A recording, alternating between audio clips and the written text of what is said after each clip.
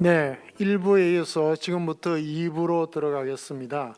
2부에서는 6분의 패널 토론자를 모시고 진행을 하도록 하겠습니다. 먼저 패널에 참여해 주신 분들을 간략하게 소개해 드린 다음에 순서대로 한 분에 각각 한 5분 내지 7분 정도 발표를 해 주신 다음에 전체 종합 토론을 진행하도록 하겠습니다.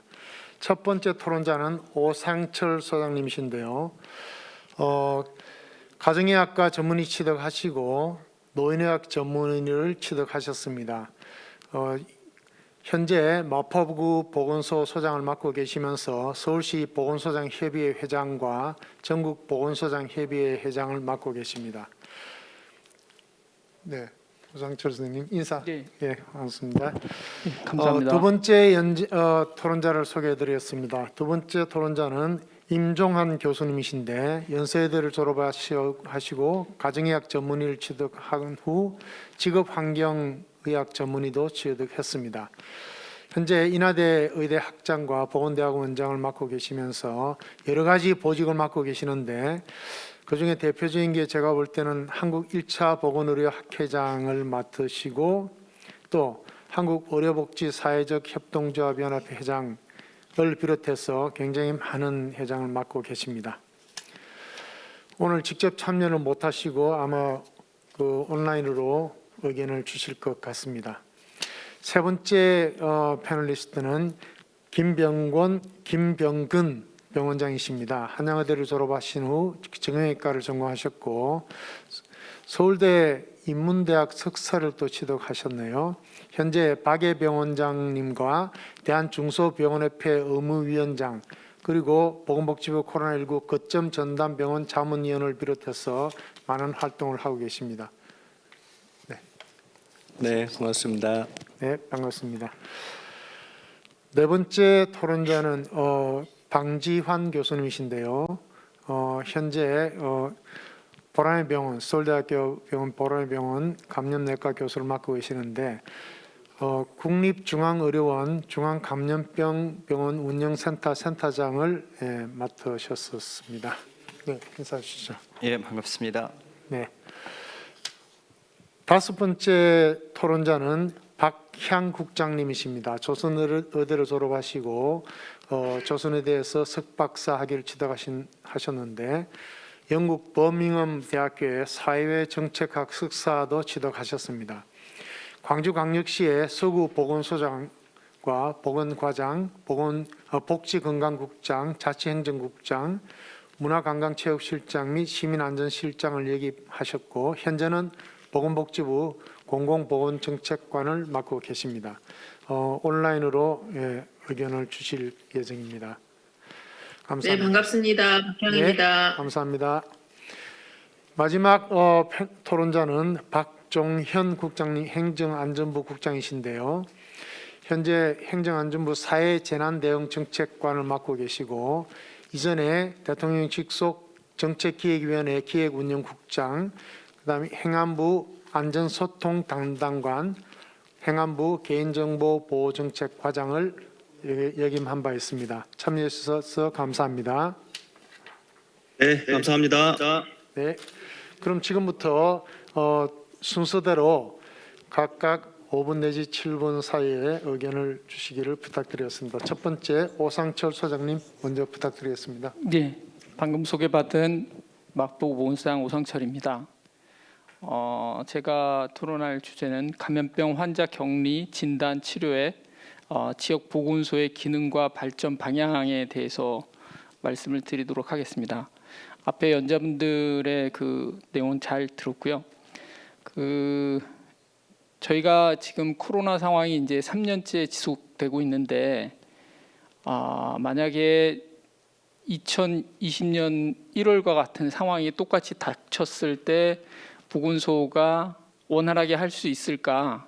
지금 3년을 거쳤는데 그랬을 경우에 제가 생각할 때는 똑같은 오류를 범하지 않을까라는 생각을 갖고 있습니다. 저희가 이제 그 당시 초창기에는 이제 모탈리티도 높고 전염성도 강하고 했을 경우에는 환자 한 명당 선별 진료소를 운영을 할 때 레벨 D복을 입고 음압시설에서 환자 한 명 검사 채취를 하고 또 소독을 하고 이러한 상황을 의사가 직접 했었죠.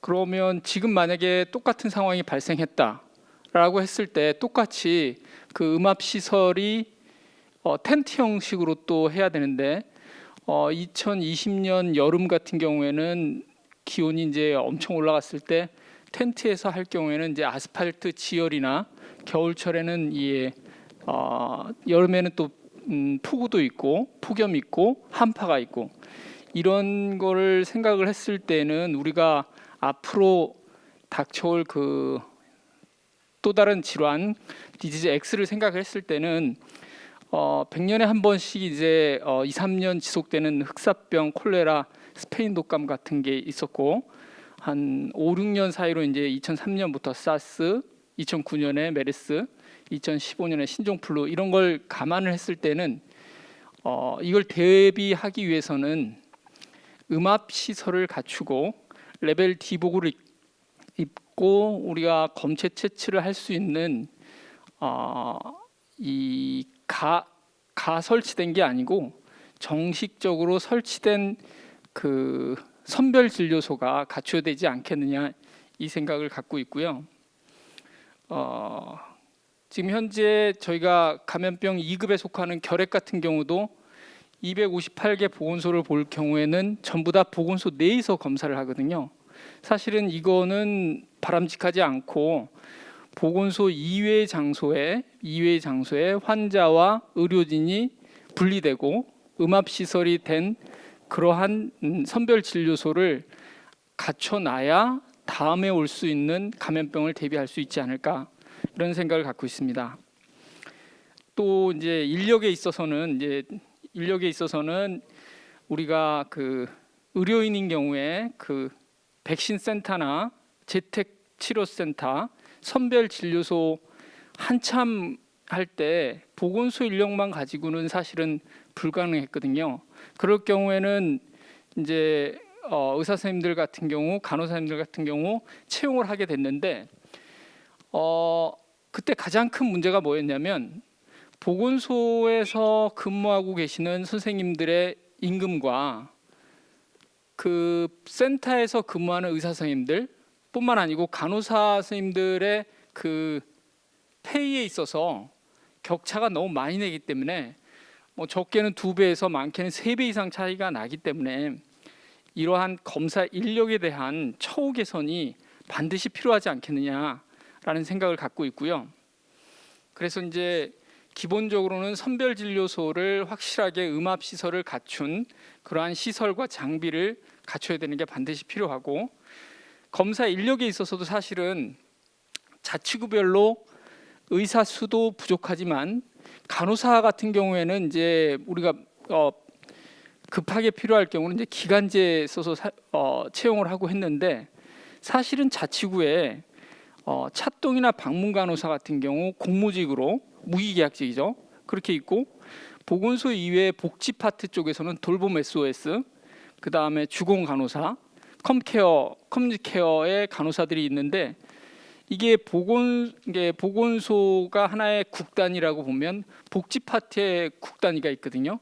그쪽 파트에 있는 간호직을 사실은 지금 불이 났는데 이것저것 따질 게 아니고 이쪽으로 다 와서 도와주고 같이 해야 되는데 그럴 경우에 광역이나 보건소 그 광역시도 차원에서 그런 인력에 대한 예산을 가지고 보건소 지원하면 예산을 끊는다 이런 멘트가 몇 번 나왔습니다. 그래서 저희 같은 경우에도 보건소 지원 나왔다가 그런 것 때문에 다시 돌아가고 이러한 그래서 이제 긴급한 상황이고 그 국가적인 재난 상황에서는 이러한 국 단위를 뛰어넘는 그 인력이 있음에도 불구하고 사용을 하지 못하는 경우가 있기 때문에 그거에 대한 것도 한번 생각을 해볼 필요가 있습니다.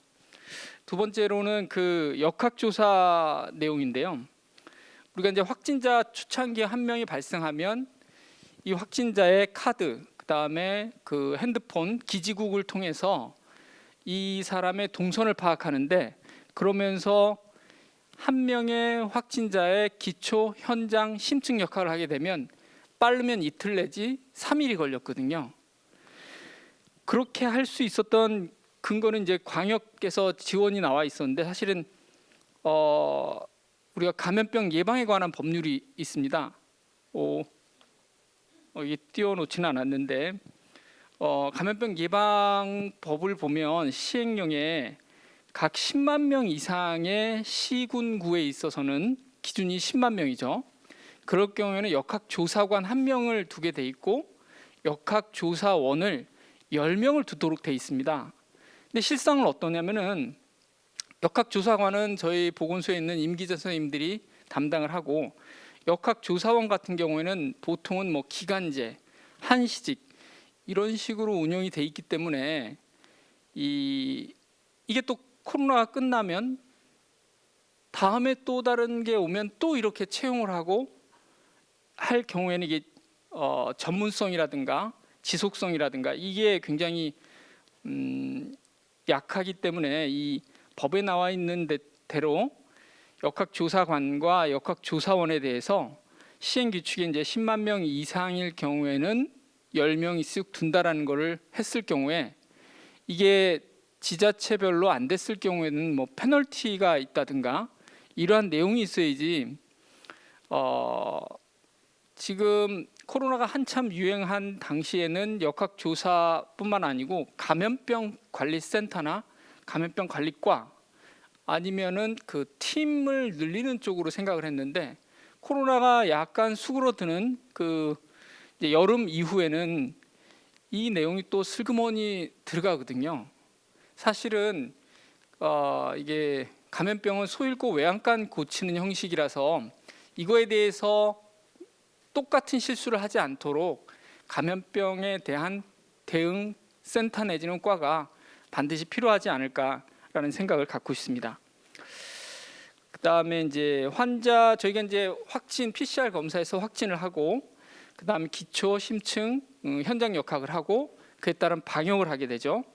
방역을 하면서 또 이송을 하게 됩니다. 이송을 하게 될 경우에 이제 구급차를 이용하게 되는데, 보건소 지자체별로 2대에서 3대가 아마 구급차가 있습니다.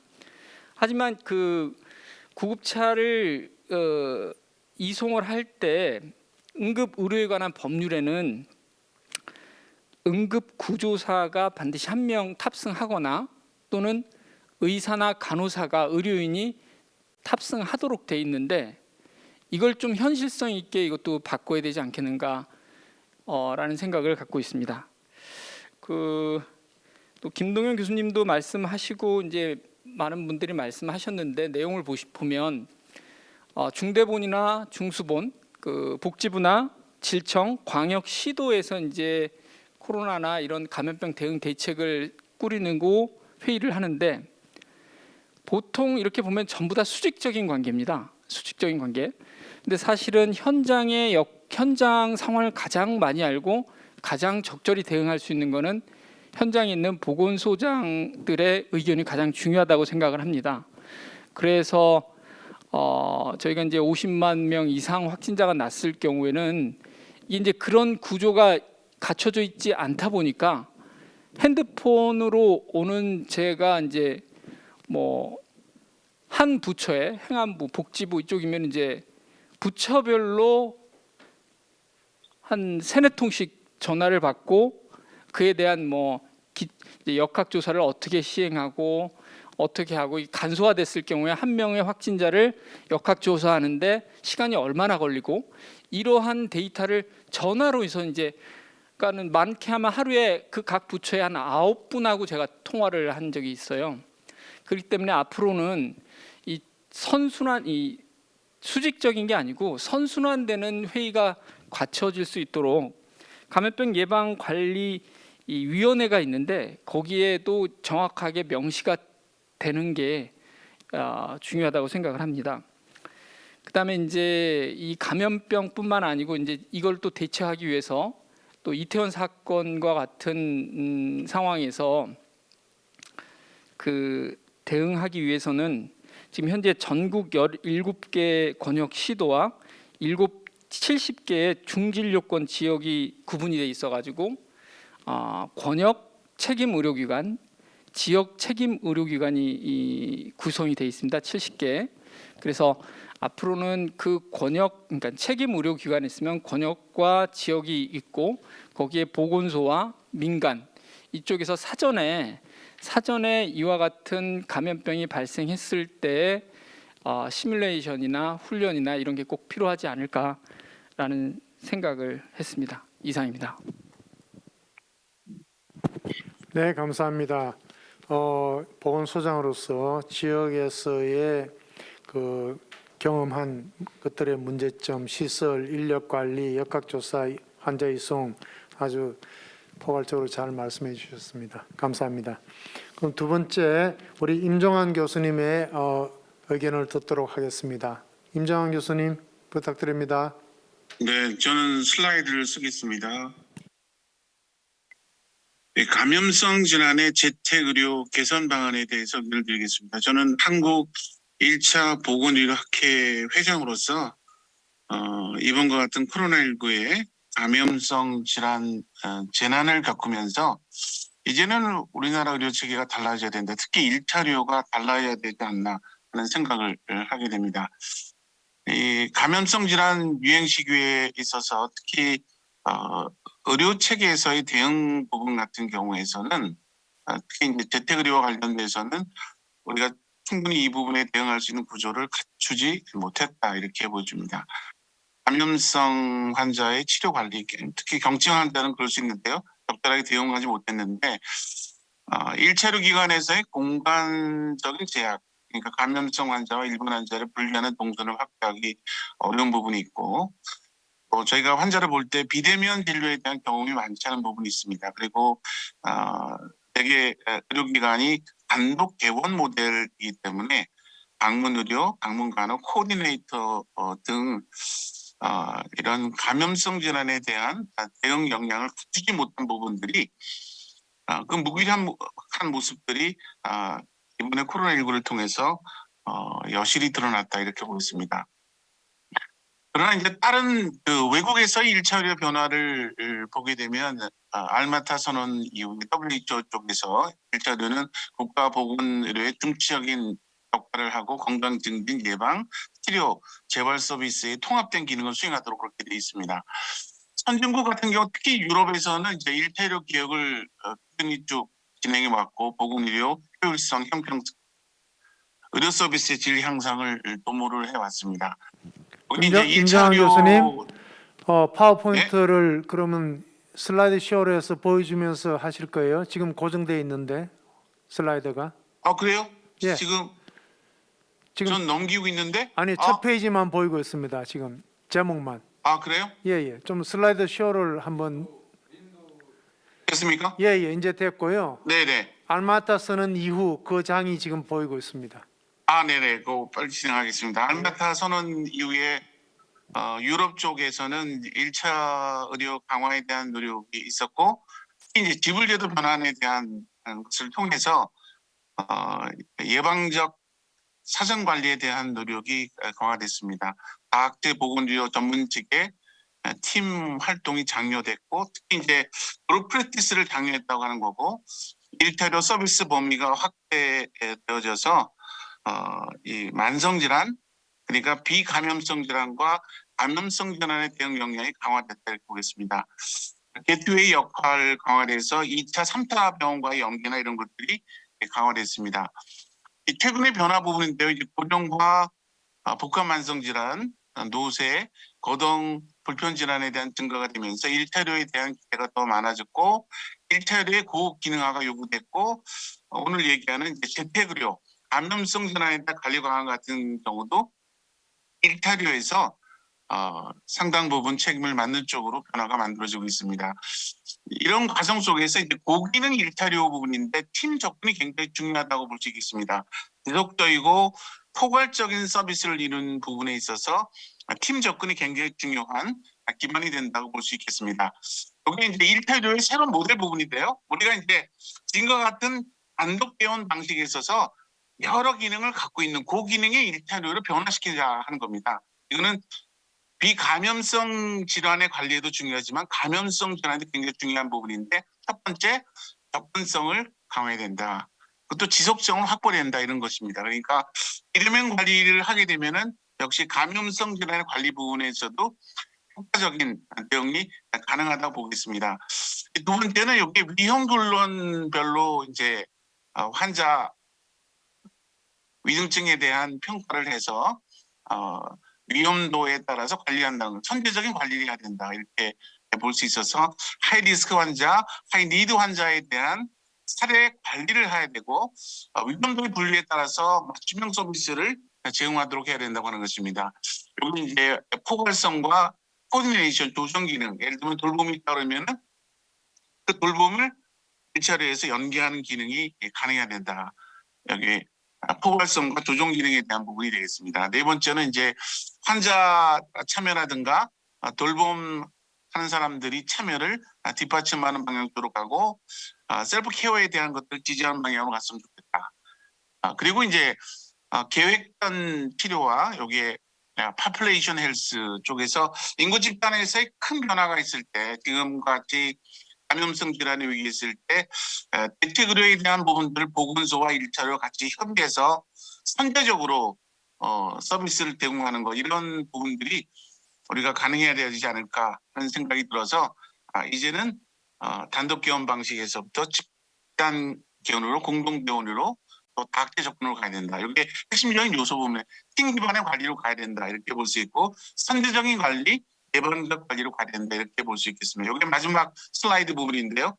이것을 뒷받침하기 위해서는 역시 지불제도 보완이 될 것 같습니다. 지금과 같은 행위별 수가제 기반 속에서는 이러한 고기능을 가진 일자력 기관들을 지지하기는 어려운 부분이기 때문에 혼합형으로 지불제도 개편이 반드시 필요하다 이렇게 보여지고 다학제 기반 통합적 기능이 강화 관련된 환자 중심 1차 의료 모형으로 전환돼야 될 것 같습니다.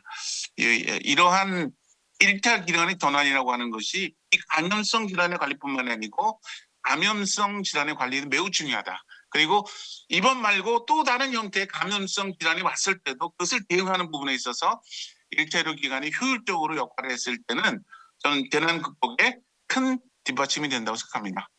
네, 이상입니다. 네, 감사합니다.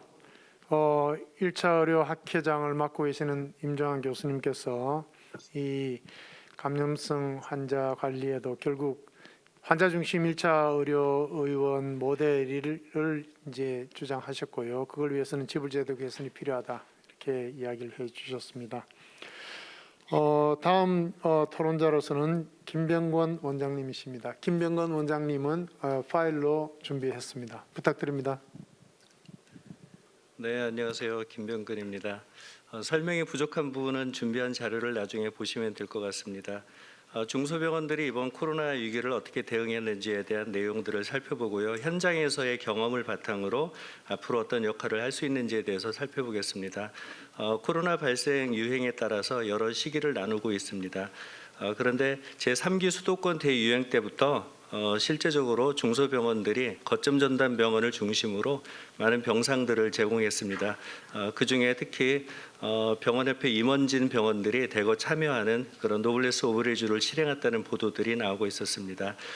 민간 중소병원들이 실제 3기 알파 유행 시 전국 11개소에 거점 전담 병원을 비롯해서 병상을 제공했고요.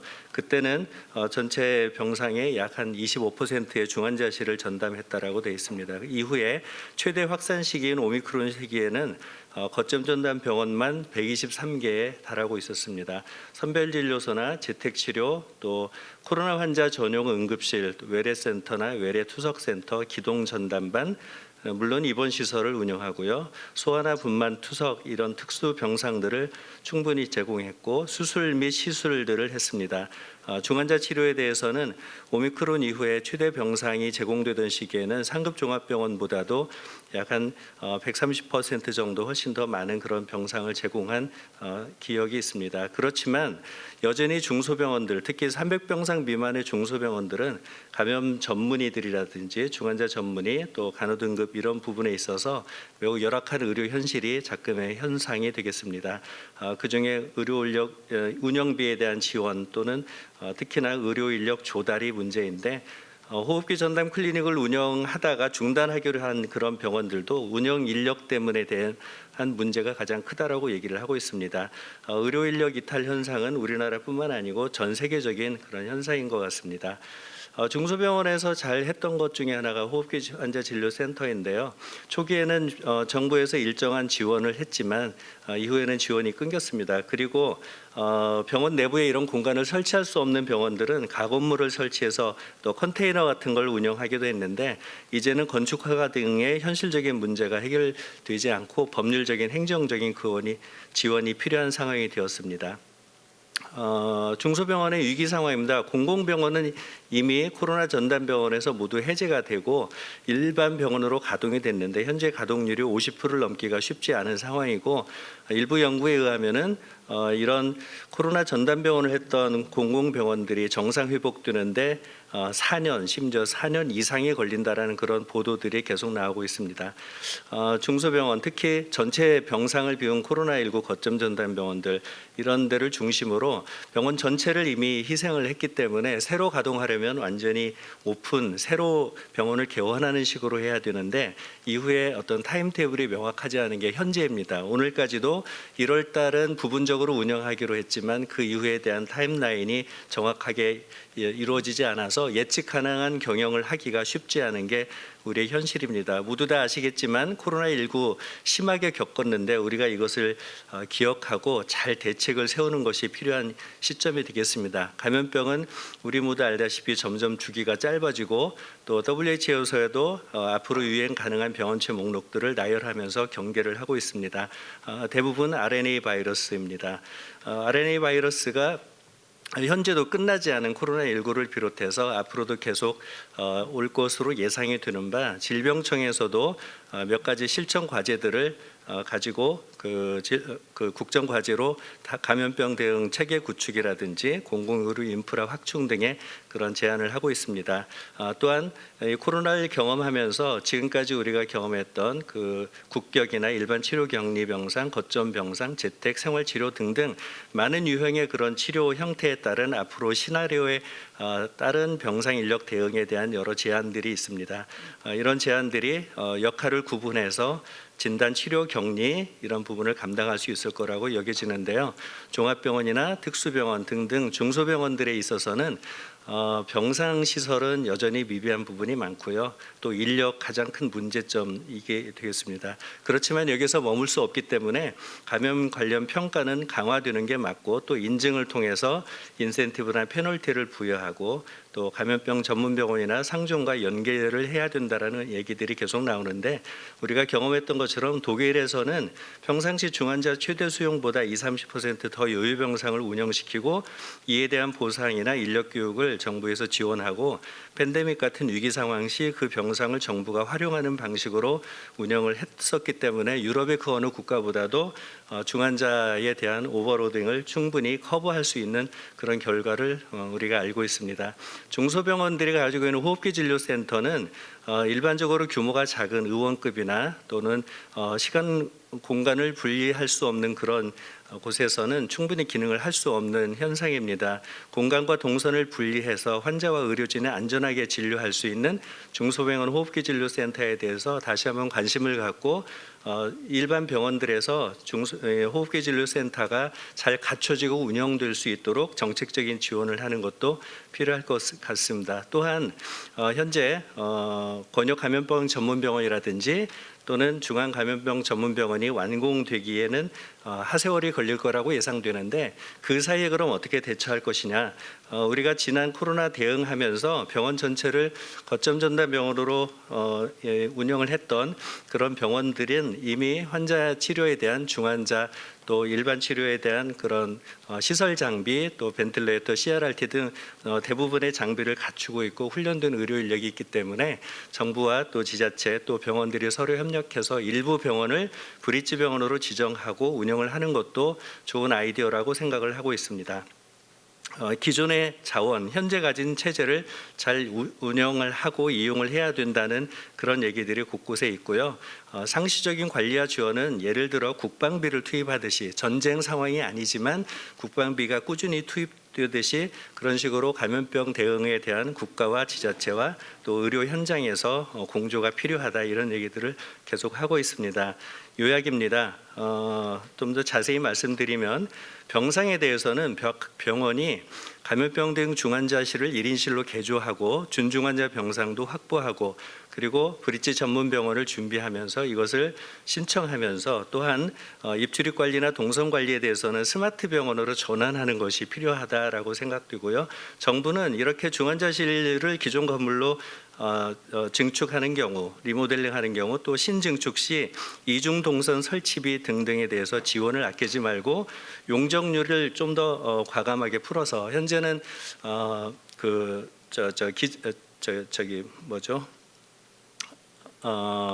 기재부 말고 국토부 차원에서는 감염병 전담 병상을 운영하는 경우에 용적률을 120%까지 기존 거를 상향하도록 되어 있는데 아직 지자체에서는 거기에 대한 확실한 적용이 안 되는 곳들이 많이 있습니다.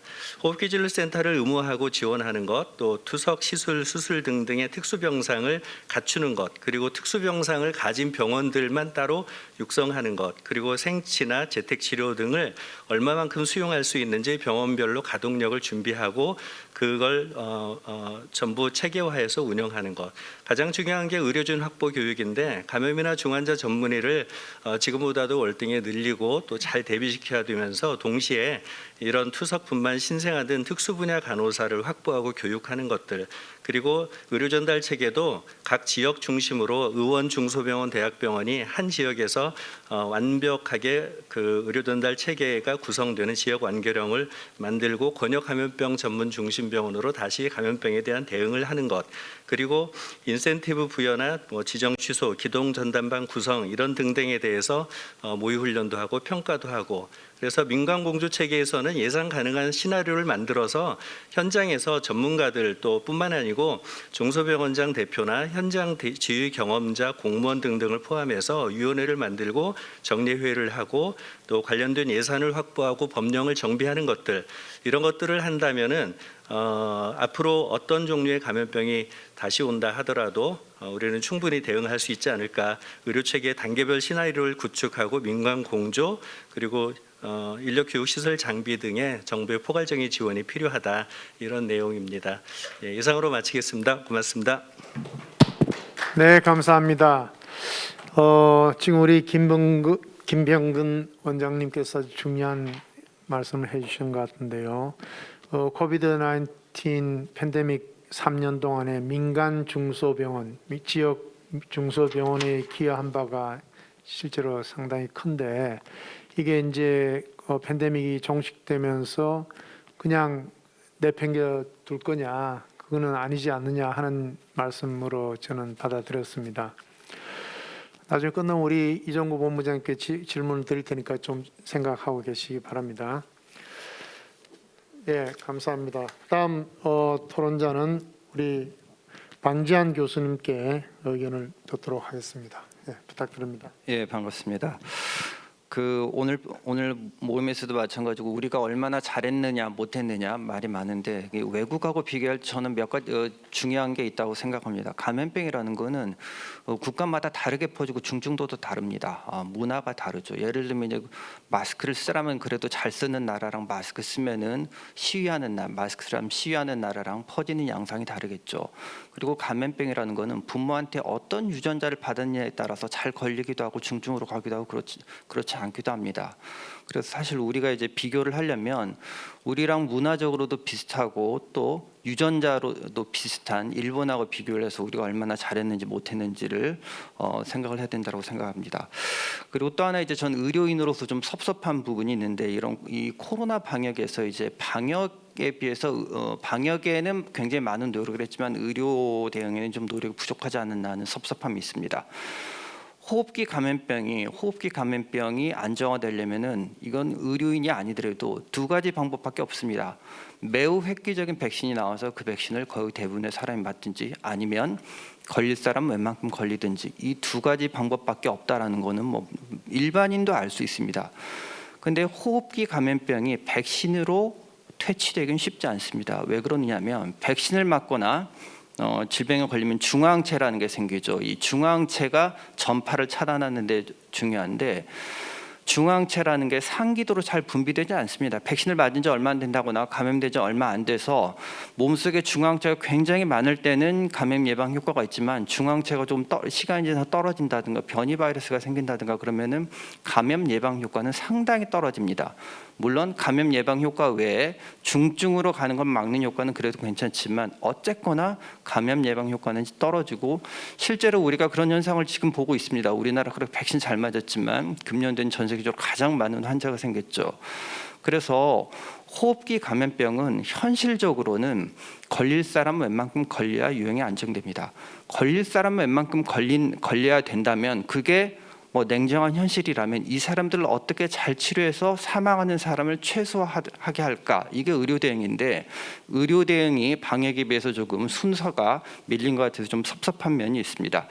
특히나 이제 중환자 진료 역량이 중요하죠. 죽고 사는 사람들은 중환자에서 나오기 때문에 그러면 우리나라 중환자 진료 역량은 어떠느냐? 첫째, 우리나라 의료 수준이 굉장히 높다라고는 하지만 그거는 예측 가능하고 비용 효율적으로 운영할 수 있는 분야에 대해서는 전 세계 최고입니다. 그렇지만 그렇지 않은 부분, 비용 효율이 떨어진다거나 예측이 불가능한 부분에서는 상당히 수준이 떨어집니다. 중환자도 대표적으로 그런 부분이죠. 인력도 부족하고 또 시설, 아직 중환자실이 다 다인실로 되어 있죠. 그래서 중환자실조차도 감염병에 매우 취약한 상황입니다. 그리고 이제 대학병원이 그 팬데믹 상황에서 해야 될 게 물론 중환자를 봐야죠. 대학병원이라는 거는 중증 환자를 볼 수 있는 그만한 수준이 되니까 중환자를 봐야 되는데 중환자를 보는 것만 중요한 게 아니라 그보다 더 중요한 게 있다고 생각합니다. 저는 어차피 팬데믹 상황에 대해서 환자가 많아지면 대학병원, 권역감염병 병원, 중앙감염병 병원에서 다 환자를 소화하지 못합니다. 그러면 대학병원이나 중앙이나 권역감염병 병원은 환자 치료의 방향성을 제시해야 된다고 생각합니다. 모든 사람을 다 입원시킬 수는 없죠. 이 팬데믹 상황에서는 병상이 남아도는 국가는 어디도 없습니다. 그러면 이 병상을 효율화해야 희생자를 최소한 줄이고 사회적 피해를 줄일 수 있습니다. 병상을 효율화한다라는 것은 이러이러한 사람은 아무 치료 안 해도 며칠 고생하고 별 문제 없이 회복되더라. 그러면 이런 사람들은 입원을 시키지 말아야죠. 병상이 부족한 상황에선. 그리고 잔인한 얘기지만 이러이러한 분들은 뭘 해도 돌아가시더라.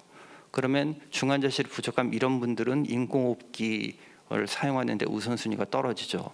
또 이러이러한 분들은 중환까지 갔다고 하더라도 이 정도쯤 되면 안정돼서 별 문제 없이 좋아지니까 빨리 퇴원시켜도 된다다.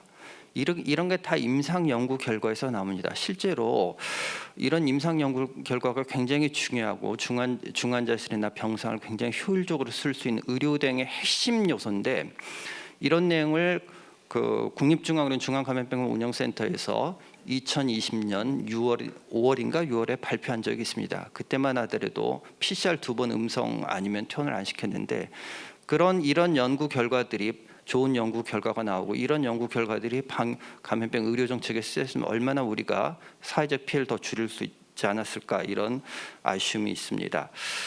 근데 이제 연구에서 생각해 볼 문제는 이런 감염병 연구는 그렇잖아도 환자가 넘쳐나고 정신없는 상황에서 그리고 결과가 빨리 나와야 됩니다. 아무리 좋은 결과가 나오더라도 결과가 늦게 나오면 감염병 대응에 소용이 없겠죠. 그렇지 않아도 정신없는 상황에서 굉장히 빠르게 좋은 연구 결과를 내야 된다면 이건 평소에 굉장히 높은 수준의 연구 역량이 있어야 됩니다. 그래서 그 중앙감염병병원, 권역감염병병원, 그 다음에 대학병원 감염병 진료팀은 굉장히 높은 수준의 연구 능력이 있어야 우리가 진짜 실제 감염병 팬데믹 의료 대응에 도움이 될 거라고 생각합니다. 그리고 또 한 가지 이제 대학병원에서 이제 요즘 이제 노인 환자들이 많으니까 대개 중소병원이나 요양병원에 계시다가 환자가 나빠지면 대학병원으로 왔다가 그래도 좀 좋아지면 다시 원래 있던 기관으로 보내고 이렇게 환자를 전원해서 받고 보내는 시스템들이 있는데 이게 상당히 신뢰 관계가 중요합니다. 코로나 환자 같은 경우는 이렇게 환자를 주고받는 시스템이 굉장히 껄끄러운 적이 많았습니다. 뭐 요양병원에서 환자가 이제 중환자실 치료가 없고 많이 안정됐는데 요양병원에서 PCR 음성 아니면 도저히 못 받아준다. 뭐 이런 것들. 그래서 병상을 중증 환자를 봐야 되는 대학병원의 의료전을 효율적으로 이용 못한 부분이 있습니다. 그리고 또 이제 우리나라는 그 대학병원의 대부분이 민간병원인데 민간병원의 공공성을 어떻게 높일 것이냐. 공공성을 높인다라는 것을 민간병원의 희생을 강요하면 안 되겠죠. 민간병원을 기여하는 만큼 또 정부가 얼마나 민간병원에 도움을 줄 건지 그건 정책을 하는 분들이 굉장히 고민을 해야 될 문제라고 생각합니다. 그리고 이제 아까도 얘기를 드렸지만은 이래서 감염병 대응 의료기관은 진료는 아주 일부 영역입니다. 연구를 하고 또 교육하고 훈련하는 게 훨씬 더 중요한 일입니다. 이게 제가 꼭 군인하고 비교를 하는데 군인들이 나가서 전쟁한다고 하는 사람으로 착각을 하지만 군대 갔다 온 분 중에 전쟁에 끌려간 분 거의 없습니다. 군대 간 분들은 어떻게 전쟁을 잘할지 연습하고 훈련하고 고민하고 작전 계획을 짜고 연구를 하고 이런 분들입니다. 감염병 의료 대응은 이런 안보의 개념입니다. 평소에 투자하고 연구하고 하지 않으면 위기 상황에 별 도움이 안 된다는 걸 행정당국이 좀 알아두시고 그 부분에 대한 이해를 해주셨으면 좋겠습니다. 제가 이 얘기를 길게 하는 이유가 권역감염병병원, 중앙감염병병원을 세우는데 요즘 이제 건축비가 오르다 보니까 이걸 뭔가 좀 축소를 해야 되겠는데 연구긴 병상은 축소를 못하고 연구 기능, 교육 기능을 자꾸 축소를 하려고 하는데 사실은 이게 더 핵심입니다. 우리가 좀 그거를 정책 당국에서 좀 알아주셨으면 좋겠습니다. 예, 제가 드릴 말씀은 여기까지였습니다. 네, 감사합니다. 우리 다양한 경력을 갖고 계시면서 감염병 연구가 신속하게 실시간으로 바로바로 결과가 나와줘야 실질적인 도움을 줄 수 있기 때문에 그러한 역량을 연구 역량을 강화시켜야겠다. 굉장히 중요한 말씀을 해주셨고요. 그리고 아까 호흡기 감염병의 특성에 대해서도 잘 말씀해 주셨습니다. 지금까지 저희 보건소장님, 1차 의료 학회장님, 그다음에 중소병원장님, 그다음에 대학 교수님 이렇게 해서 쭉 그 현장을 기반으로 해서 많은 의견들 주셨습니다. 지금부터 두 분은 우리 헤드쿼터 역할을 했던 보건복지부와 행정안전부에서 국장을 맡으셔서 실제로 그런 진두지휘를 하셨던 분들입니다. 우리 박향 국장님은 뭐 다들 TV에서 많이 보셨을 텐데 엄청 고생을 많이 하셨는데 우리 보건복지부에서 한번 의견 주시기 바랍니다. 네. 네, 반갑습니다. 먼저 우리 그 한국과천과 의학한림원 그리고 과학기술한림원에서 가장 최고 이슈가 되고 있는 재난성 질병 또 어떻게 보면 저는 이걸 준비하는 처음에 이거 나올 때 다음에 이태원 상황이 있었기 때문에 사실은 대량 환자 발생 부분에 대한 것까지는 이렇게 감이 없었는데 이런 부분까지 포함해서 이런 재난적인 의료 질병 상황이 재난의 상황이 왔었을 때 어떻게 보건의료 체계를 지속 가능하게 유지할 건가 하는 문제를 주제로 이렇게 포럼을 준비해 주셔서 너무 감사드립니다. 특히 이제 오늘 그 앞에 세션에서 발표를 해주셨던 우리 이제 이종구 위원장님께서는 전반적인 걸 한번 세계적인 걸 훑으시면서 보건의료 체계의 중요성을 말씀 주셨고, 또 우리 신상도 교수님께서는 우리 그 새로운 재난의료에 관련된 법 체계 준비 필요성 뭐 이런 걸 좀 강조해 주셨고요.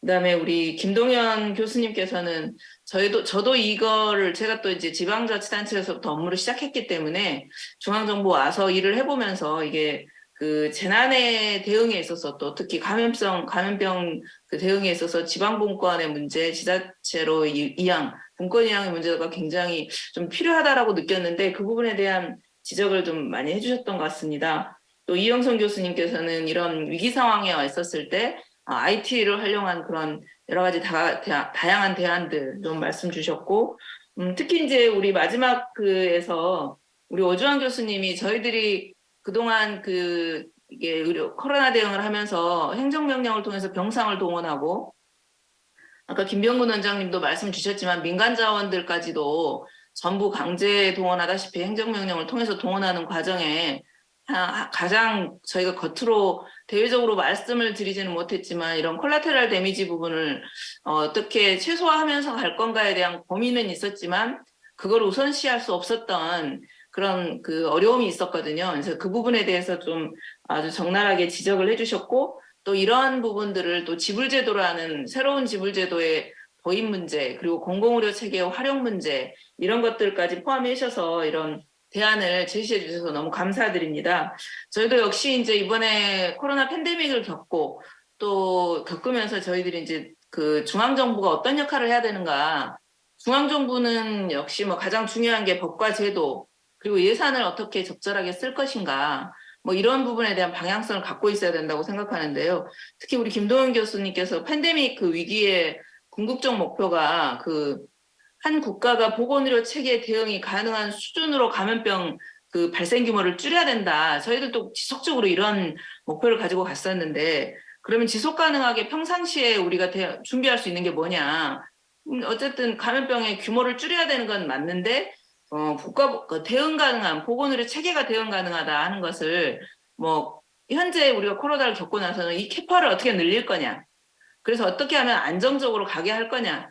어떤 법과 제도를 통해서 또는 어떤 예산의 쓰임새 또는 이제 의료 대응에 있어서는 현재 국가 그 건강보험 이번에도 사실은 국가 재정도 많은 지출이 있었지만 건강보험 재정만 하더라도 엄청 많은 재정 지출이 있었거든요. 그래서 이런 지불제도 부분에 있어서 감염병 위기 이게 재난의 수준으로 왔었을 때 현재의 지불제도 그 체계는 그대로 유지해야 되는 건가? 사실 이번에 코로나 대응하면서 그 코로나 수가라고 소위 말하는 책자를 2권 가까이 만들 정도로 코로나에 관련된 행위별 수가 부분을 어떻게 코로나에 최적화된 수가로 만들 거냐 해서 만든 수가들이 엄청 한시적 수가를 많이 개발해 놨었거든요. 그러면 이것이 이제 향후에 다른 또 새로운 그 감염병 위기가 왔었을 때 또 이런 방식을 쓸 거냐. 이거는 우리한테 굉장히 중요한 과제로 남아 있었거든요.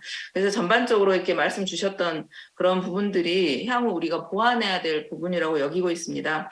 그래서 우리가 이제 무조건 현재 상황에서는 저희가 이러한 재난 위기 대응을 해야 될 가장 핵심적이 되는 컨트롤 타워 기능 부분부터 내부적인 정비가 필요하고, 이 정비를 기반으로 해서 이 컨트롤 타워 관리 시스템이 안정적으로 유지되기 위해서는 법과 제도와 예산의 문제들을 어떻게 다시 배분할 건가 하는 문제입니다.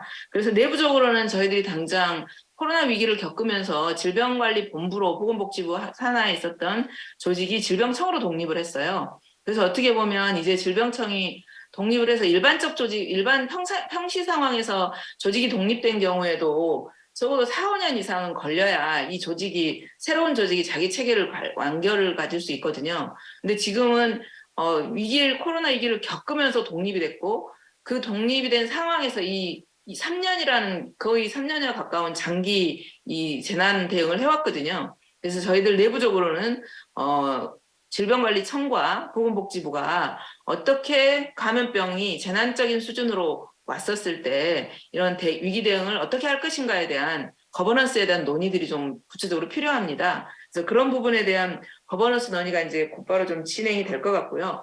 또 한 축으로는 근데 이게 질병청에서 이제 말씀을 드려줘야 되겠지만 질병청이 이제 독립을 하고 나서 조직 확대되면서 각 지방에 지역 권역별 센터가 또 만들어졌습니다. 그래서 각 권역별로 질병청에 이제 감염병 관리 센터가 지원되어 있는데 이 중앙정부의 지역센터와 그다음 각 지자체의 보건의료 그 정책을 담당하는 이 기관들이 어떻게 중앙정부가 잘 협력할 것인가. 그러니까 지자체하고 접점이 맞닿은 곳은 지금 현재로 보면 질병청의 번역센터가 이제 각 지역 현장에서 맞닿을 겁니다.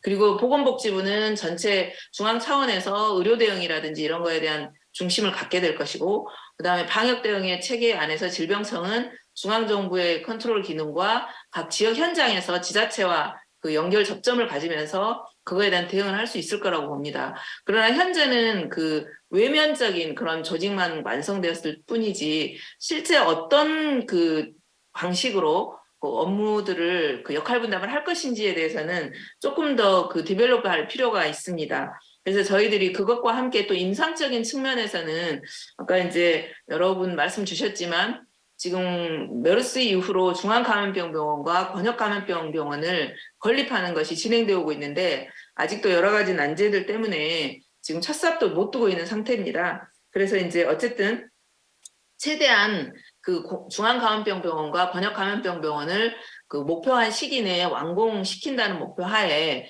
이런 방역 대응뿐만 아니라 의료 대응도 중앙 컨트롤 기능과 각 지역에서 권역 안에서의 권역감염병 그 병원들이 이런 임상적 기능도 그런 체계를 갖추고서 대응할 수 있는 그런 것들이 좀 마련이 돼야 될 것 같습니다.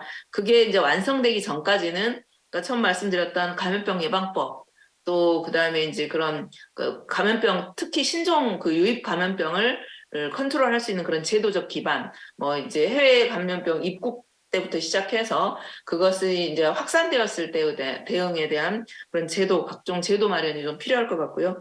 예산 측면에 있어서도 전적으로 뭐 그 건강보험에만 의존할 수는 없겠고요. 건강보험도 이제 위기 시에만 이런 건강보험 제도를 거기에 맞는 제도들을 별도로 만들 거냐 아니면 평상시에 예를 들면 지금 국가격리 음압병실 같은 경우가 전국에 이번에 코로나 병상으로 동원됐던 게 한 200병상 정도 되고요.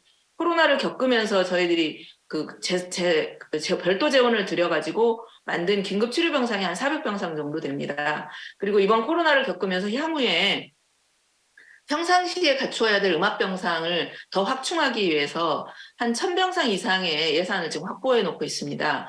그래서 이렇게 일상적인 상시적인 병상이 중앙감염병병원이나 권역감염병병원 이외에 일반 의료기관에서 이런 그 음압병실을 갖추게 됐었을 때 이 음압병실을 어떻게 활용할 거냐. 그럼 평상시에 그런 음압격리병실을 어떻게 활용할 거고 코로나라든지 이런 질환 말고 평상시 호흡기 감염이라든지 질환이라든지 또는 면역 저하자들이 그런 격리병실을 활용했었을 때의 이런 수가들이라든가 아니면 그런 그 음압실의 어떤 평상시 이용 체계라든지 이런 부분들이 수가로 보완이 되어져야만이 아까 평상시에 이런 음압병실을 평상시에 관리할 수 있는 방안, 그다음에 인력 측면에 있어서도 아까 김범균 교수님도 말씀 주셨고 또 우리 방지한 교수님도 말씀 주셨지만 예비군으로서 인력 훈련을 어떻게 할 것인가? 감염병 관리실에서만 평상시에 근무하는 사람 이외에도 다른 의료 인력들도 일반 병원에 종사하고 있는 다른 병동에 있는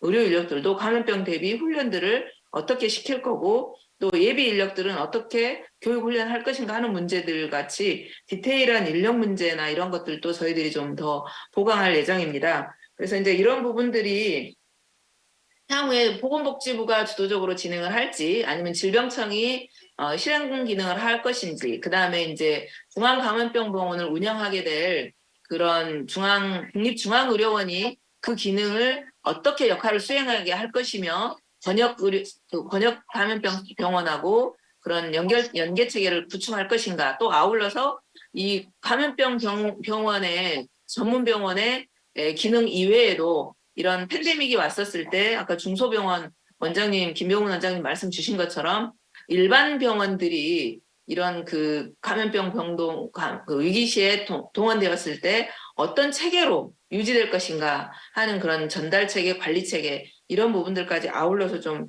그 보완할 예정입니다. 그리고 이제 여기에 덧붙여서 이제 그 이태원 사건을 겪으면서 저희들이 이런 그 다수의 환자가 발생했을 때 역시 지금 현재 우리가 응급의료 차원에서는 재난의료라는 이름으로 진행이 되고 있거든요. 그래서 이게 감염병도 지금 그 재난관리법에 보면은 감염병을 재난으로 규정을 했을 때 주요 그 주관 부서가 이제 질병청과 보건복지부로 되어 있어요. 근데 이제 또 재난의 새로운 그런 대량 사상자 발생이나 이런 것들이 또 새로운 재난으로 왔기 때문에 아주 이제 그거는 좀 더 미래의 일일 수도 될지 모르겠지만 이런 오늘 주제로서 그 재난의료라는 측면으로 봤을 때 보건의료 체계나 이런 부분들을 정비한다고 했을 때 그 감염병이 아닌 또 다른 재난, 뭐 대량 사고 문제라든지 뭐 이런 그 자연재난의 어떤 사이즈가 큰 문제라든지 뭐 이런 게 발생했을 때도 부분도 또 중장기적으로는 더 함께 고민해야 될 문제가 아닌가라고 생각을 하고 있습니다. 그래서 오늘 발제를 맡아주신 많은 5분의 교수님과 전문가분들이 주신 의견이 바로 이제 저희들이 앞으로 그 재난 위기 감염병으로 인한 또는 다른 대량 환자 발생으로 인한 재난에 대응하는 데 있어서 그 지속 가능한 보건의료 체계를 구축하는 데 많은 도움이 될 것 같습니다. 그래서 이후에도 저희들이 또 이런 제도나 법제도를 개선해 나가고 또 예산 체계를 관리해 나가고 건강보험 그런 수가 문제나 이런 것들을 고민해 나갈 때 오늘 그 발표해 주신 많은 분들의 또 그 좋은 의견들 자문 여쭙도록 하겠습니다. 감사합니다. 네, 감사합니다. 지난 3년 동안 고생 많이 하셨는데 그 고생을 기반으로 해서 더 나은 법과 제도를 시스템을 구축하고 그에 필요한 예산을 확보하는 그런 중앙정부 역할에 대해서 말씀을 주셨고 뭐 다 계획이 있는 것 같으네요. 그래서 앞으로 많은 발전이 있을 것 같습니다. 그럼 마지막으로 우리 행안부의 박종현 국장님 의견을 듣도록 하겠습니다. 네, 부탁드립니다. 예, 안녕하십니까. 행안부 사회재난대응정책관입니다. 이제 저에게 주어진 질문도 이제 박향 국장님한테 주어진 질문하고 똑같이 그 재난성 질병 관리를 위한 중앙정부의 역할인데요. 저는 이제 방역당국, 즉 이제 질병청과 복지부 이외의 중앙정부의 역할에 대해서 말씀을 드리는 게 좋을 것 같습니다. 이제 방역 정책을 만들고 수행하는 데 있어서 핵심 역할은 물론 방역 당국인 질병청과 복지부입니다. 이제 그 이외의 중앙 정부는 이제 방역 당국의 방역 정책이 이제 잘 추진될 수 있도록 지원하는 것입니다. 이걸 전제로 재난성 질병 관리를 위한 중앙 정부의 역할에 대해서 말씀을 좀 드리도록 하겠습니다. 그 넥스트 팬데믹에 대응하기 위한 중앙 정부의 역할이 무엇인가라는 이제 질문에 답을 하기 위해서는 이제 지금까지 중앙정부가 코로나19에 어떻게 대응을 해왔는지 살펴보고 뭐 잘한 것과 잘 못한 것을 이제 구별해서 잘한 것은 이제 그대로 또 하면 될 것 같고요. 잘못한 것들은 이제 보완하면 될 것 같습니다. 이제 되돌아보면 이제 코로나19에 대응하는데 정말 중앙정부의 역할이 굉장히 컸습니다. 이제 그런데 각 부처가 뭐 각개전투하듯이 이 독자적으로 방역 당국을 지원한 것이 아니라 중대본이라고 하는 큰 우산 안에 들어가서 체계적으로 지원을 해왔습니다. 이제 코로나19 국내 환자가 처음 보고된 때가 2020년 1월 20일이었는데 한 달 후쯤 2월 23일에 이제 국무총리를 본부장으로 하는 이제 중앙재난안전대책본부 이제 중대본이 구성이 됐습니다. 이제 이 중대본 회의에는 거의 모든 중앙부처와 17개 시도가 참여를 하고 있는데 지금은 일주일에 이제 2번씩만 개최가 되고 있지만 기억하시겠지만 이제 정세균 총리가 계시던 한 1년간은 매일 이제 토요일 일요일에도 이제 개최를 했습니다. 이제 매일 회의를 했다는 것보다 더 중요한 것은 이 중대본 회의에는 이제 발언권은 없지만 이제 226개 기초지자체와 각 지방 경찰청도 참여를 하고 있습니다. 그래서 이 회의에서 결정되는 정책들이 전국의 정책 집행기관들이 실시간으로 숙지를 하고 즉각적으로 실행될 수가 있었습니다. 또 하나 중요한 것은 이 중대본 회의에서는 이제 각 지역의 방역 현장에서 올라오는 수많은 애로사항들을 이제 모든 중앙부처가 참석한 자리에서 즉시 해결을 해주었습니다. 근데 저는 이러한 그 중대본 시스템을 방역 현장 애로사항 즉시 해결 시스템이라고 이제 불러도 좋았다고 생각을 합니다. 그래서 우리나라 이제 코로나19 초기 방역 정책이 이제 해외에서 이제 우수하다 이런 평가를 받을 수 있었던 가장 큰 이유는 저는 이제 여기에 있었다고 생각을 합니다. 이제 중대본이라고 하는 큰 우산 아래에서 이제 각 중앙부처가 코로나19를 잡기 위해서 어떤 일을 했는지 잠깐 말씀을 드려보면 이제 우한 교민 또 이탈리아 교민, 이란 교민 이제 국내 이송은 외교부 또 마스크 대란 때 이제 마스크 오브제 같은 이제 마스크 수급 대책은 식약처에서 맡아줬죠. 그리고 해외 입국자들은 당시에는 이제 2주간 격리를 했어야 되는데 이제 해외 입국자 2주간 격리 시설은 임시생활시설 그리고 경증 이제 치료 시설인 생활치료센터 확보를 행안부가 했었습니다. 그리고 백신 수송은 이제 처음에는 뭐 군 작전 수행하듯이 했는데 이때는 국방부와 경찰청이 좀 잘 맡아줬었고요. 또 자가격리자 관리 이것도 이제 행안부에서 했었습니다. 그리고 뭐 학교 방역은 교육부, 또 다문화 가정 방역 지원은 여가부에서 많은 역할을 해줬고, 뭐 교정시설 방역은 법무부, 뭐 등등 또 백신 접종센터라는 게 있었습니다. 이제 그 체육관을 이제 백신 접종센터로 이제 전환을 해서 뭐 굉장히 많은 이제 사람들을 한 번에 이제 예방 접종해주는 업무였었는데 이런 백신 접종센터 확보하고 운영 지원도 역시 이제 행안부가 좀 해줬는데 이런 이제 중요한 일들이 일사불란하게 추진될 수 있도록 이제 해준 시스템이 이제 바로 코로나19 중대본이었습니다. 그리고 이제 모든 방역 정책이 실제로 시행되는 곳은 이제 각 지역이기 때문에 지방자치단체 역할도 굉장히 중요합니다. 각 지자체가 처한 여건이 모두 다르기 때문에 중앙정부에 요구하는 사항들도 같지 않습니다. 그래서 각기 다른 지역의 요구도 잘 조정하고 통합해야 되는데 이런 것들은 이제 중대본 체제가 아니면 할 수 없는 일입니다. 이제 얼마 전에도 대전시에서 이제 독자적으로 실내 마스크 의무를 해제하겠다 이렇게 발표한 적이 있었는데 이건 역시 중대본을 통해서 이제 해결을 했습니다. 그리고 팬데믹에 대응할 때 모든 가능한 상황을 미리 상정을 하고 또 그에 맞는 매뉴얼을 만들고 그에 따라 행동할 수는 없습니다. 이제 그때 이제 상황을 잘 판단해서 그 상황에 맞는 정책을 만들고 조율해 나갈 수밖에 없는데 그래서 예를 들면 원래 이제 자가격리자 관리는 질병청 업무지만 이제 자가격리자 수가 뭐 10만, 100만 이렇게 넘어가면 질병청에서 감당할 수가 없게 되고 또 한 번도 시도해 본 적이 없는 이제 임시생활시설이나 생활치료센터 그리고 커다란 체육관에 차려진 이제 예방접종센터 확보하는 업무 이런 것들은 이제 중대본에서 어느 부처가 이제 해야 될지 빠르게 이제 결정을 해줘야 됩니다. 그래서 결론적으로 말씀을 드리면 이제 재난성 감염병 질환에 대응하기 위한 중앙정부의 역할이란 질문에 대한 답은 이제 중대본 내 이제 효율적인 운영이라고 이제 한마디로 말씀을 드릴 수 있을 것 같습니다. 근데 한 가지 좀 중대본 운영과 관련해서 아쉬웠던 점은 이제 현대 사회에서는 이제 권위나 신뢰는 이제 지위의 높고 낮음에서 나오는 게 아니라 이제 전문성에서 비롯되는데 이제 대국민 브리핑 때 일반 정책이 아닌 의학적 판단이 들어간 방역 정책은 이제 전문가 집단에서 하는 게 나았을 것 같다라는 생각이 듭니다. 직책이 높은 이제 뭐 비전문가가 이제 의학적 전문 지식이 담겨 있는 이제 정책을 국민들께 이제 브리핑을 하게 되면 전문가가 써준 대로 뭐 읽는다는 느낌. 만 줄 수도 있고 또 뭐 대국민 신뢰를 떨어뜨릴 수도 있다 뭐 이런 생각을 하고 있습니다. 네, 저는 여기까지 하겠습니다. 고맙습니다. 네, 감사합니다. 우리 그 3년 동안 중대본의 역할에 대해서 소상히 잘 설명해 주셨고요. 뭐 마지막에 또 아쉬웠던 점 해서 대국민 브리핑 이야기인데 아마 미국의 파우치를 생각하신 것 같습니다. 네. 예, 오늘 그 지금 시간이 조금 경과가 되었는데요.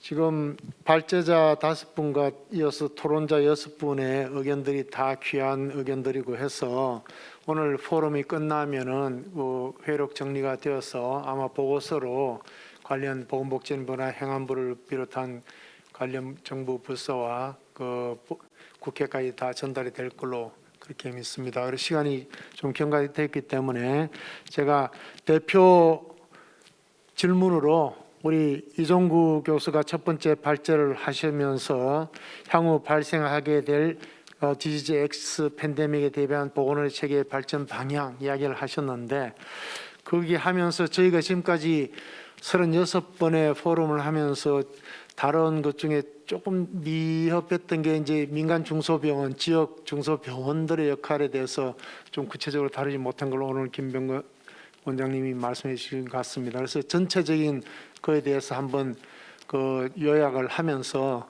그 부분도 조금 멘트를 해주시면 고맙겠습니다. 예, 부탁드립니다. 예, 그 좌장을 해주신 우리 박병지 교수님 감사드리고요. 첫 번째 이제 초두에 말씀드렸듯이 이제 아직도 진행형이고 이게 가시권에 들어왔지만은 그렇게 쉽게 끝날 것 같지는 않다. 그래서 현재 진행되는 모든 조치들이 지속적으로 필요하고 또 계속돼야 된다, 이런 말씀을 드리고요.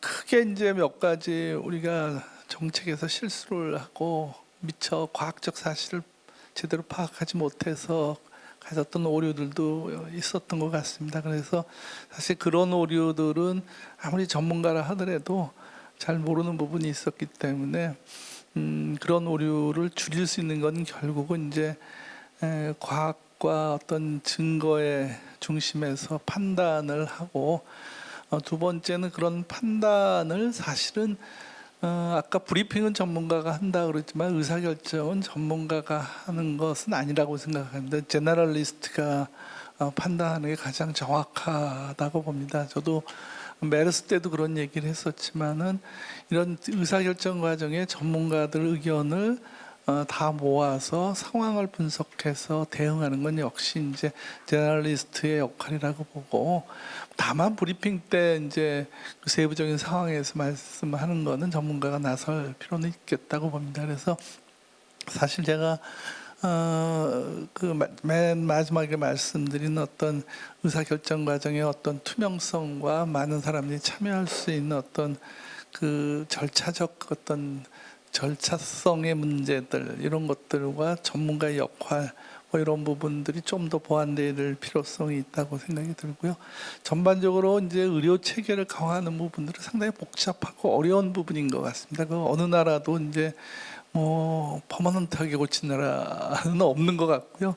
한시적으로 대응했다가 뭐 수요가 줄어들면 줄고 이런 것 같습니다. 그래서 그런 부분들을 다 감안을 해서 향후에 우리가 이제 그 여러 차원에서 고민을 한 이제 포럼 그동안에 30몇 번을 뒤돌아보면서 정리했던 오늘의 회의가 사실 마지막이었으면 좋지만 마지막이 될지 내년도 가봐야 되겠지만 어떤 정리한 것들을 여러분께 같이 공유하고 또 피드백을 받는 것으로 하겠습니다. 예, 감사합니다. 네, 감사합니다. 그러면은 우리 발제자분 지금 온라인으로 참여하고 계시죠? 토론자분들 중에 조금 미진해서 말씀을 좀 드렸으면 좋겠다고 하시는 분이 계시면 지금 이야기를 해주실까요? 신상도 교수님, 김동현 교수님, 다 괜찮습니다. 지금 토론으로 이 자리에 오지 못한 임종환 교수님, 우리 국장님들, 혹시 지금 발제하신 분들, 여기 계신 분도 계시고, 네. 추가 의견 주실 분 안 계십니까? 시간이 조금 지나서 그런 것 같습니다. 예. 그러면은, 저희가 아까 우리 이종구 교수님이 정리한 것처럼 지금 코비드-19 팬데믹을 맞이해서 3년간 굉장히 많은 포럼을 개최했습니다. 36번째가 되니까요.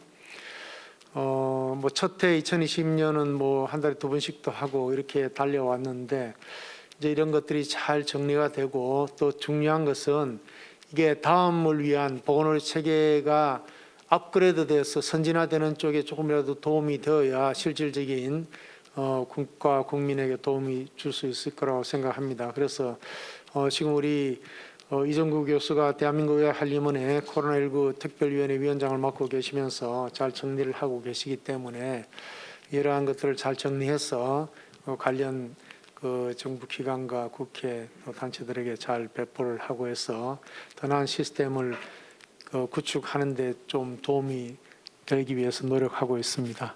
그러면은 오늘 지금 그 온라인 공동 포럼의 주제 발표와 패널 토론에 참여해 주신 모든 분들께 감사드리고 마지막으로 저희 대한민국 의학한림원 왕규창 원장님께서 폐사를 해 주시겠습니다. 네, 안녕하세요. 대한민국 의학한림원 원장 왕규창입니다. 관리에 따르면은 폐사를 하면서 발표하신 내용 또 토론하신 내용을 좀 요약을 하게 되어 있는데요. 시간이 많이 경과가 돼서 생략을 하고자 합니다. 게다가 박형 국장님께서 아주 서머리를 잘 해주셨어요. 그래서 반복을 피하도록 하겠습니다.